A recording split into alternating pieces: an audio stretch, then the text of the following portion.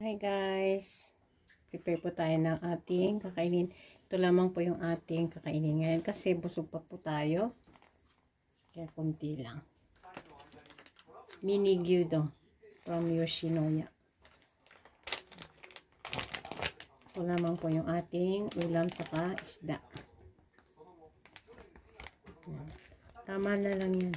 Hindi man tayo masyadong gutom eh.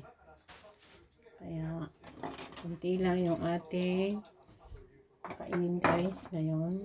Ito yung gyudon. Yan. Binili pa po natin yan sa Costco. Dahil paborito po natin ang ginger, maglagay din po tayo ng ginger.